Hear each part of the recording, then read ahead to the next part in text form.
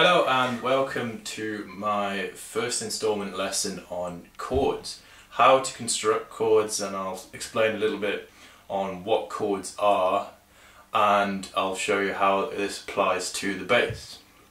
Now firstly, chords on the bass usually only are constructed of 3 notes.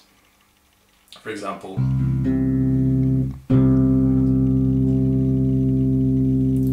nice C chord there for you.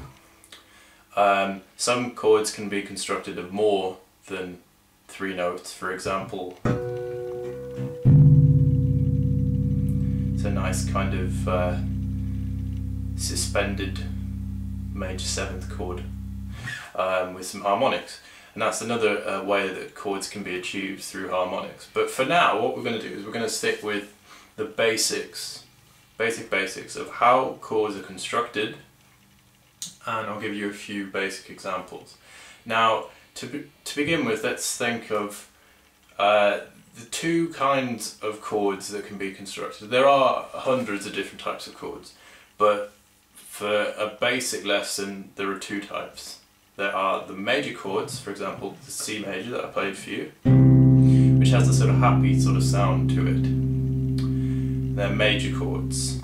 And we also have the opposite of that, which are minor chords, which give a sort of sad sort of feel.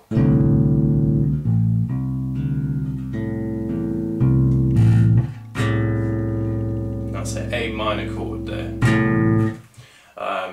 Very kind of sad sort of feel. So what I'm going to do is I'm going to explain how these chords are constructed and how to play them.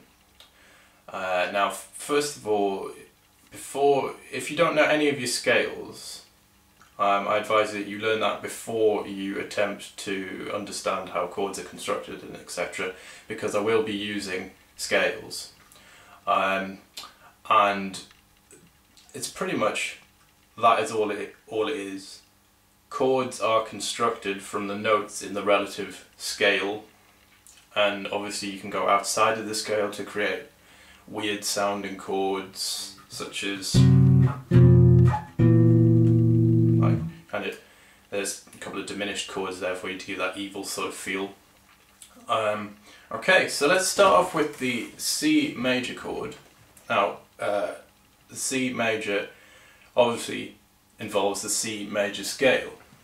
So what we usually do in terms of chords on bass, with those 3 notes, we use the root, which is note number 1 in the scale,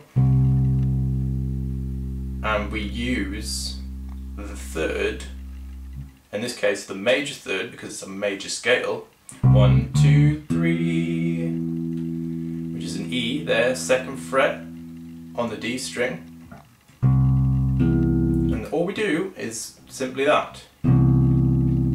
We put those 2 notes together and play them at the same time. So that is 3rd fret of the A string, which is a C, and then 2nd fret of the D string, which is an E.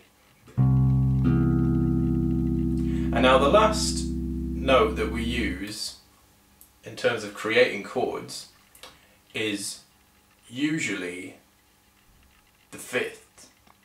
Now, in some cases this can work, in some cases it doesn't. For example, see, that is an arpeggio. It's not a chord, but we are still using the 5th. Whereas in this example, we use the octave, which is the same note, just 8 notes higher. It's the same note, just at a different pitch. And that's the easiest way to construct a chord. Now, the way that we would use the 5th is we would have to change the fingering a little bit. And what we would do is exactly what I played there, which is the 3rd fret of the A string, which is a C, 2nd fret of the D string, which is an E, and then the open G string.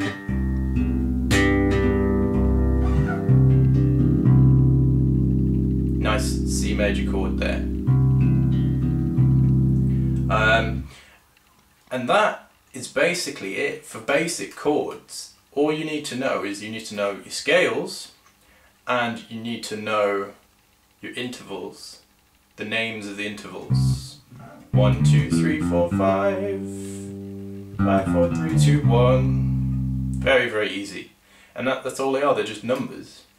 You don't need to know whether they're the dominant or the Mixolydian or anything like that in terms of the modes or anything like that. That is a little bit more advanced. So don't worry about any of that. All you really need to know is, yeah, your scales and your intervals, and you can construct as many chords as you like. But this way that I'm teaching you now will show you the kind of the correct way to create chords with a name that you'll recognise. For example, anyone can create a chord using any form of, say for example, if you didn't know that was a suspended chord, then you would probably just call it whatever, I don't know, you'd probably just call it a G with a kind of a, my fingers move down a bit sort of thing.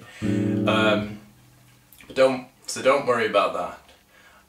Chord theory and chord explanation and chord structure is quite complex, and it does take quite a long time. Now the next chord that we're going to look at is the D minor chord, which is going up scale. 1, 2. So if we take the second chord in the C major scale, which is there, which is the 5th fret on the A string and 3rd fret on the D string. So if we take those two notes, we create a D minor chord.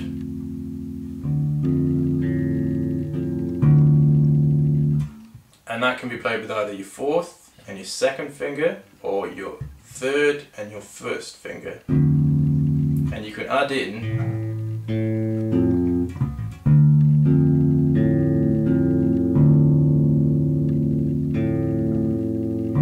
the 5th if you want. You don't have to. So you've got those two basic ways of constructing chords. They can either be 3 notes, or 3 notes, or 2 notes. A chord, it's still a chord even if it's 2 notes played at the same time, it's still a chord. Okay, that is about it in terms of this video. Feel free to leave any comments or anything like that. I also have an advanced chord lesson up on YouTube already, and this sort of applies to the same sort of thing.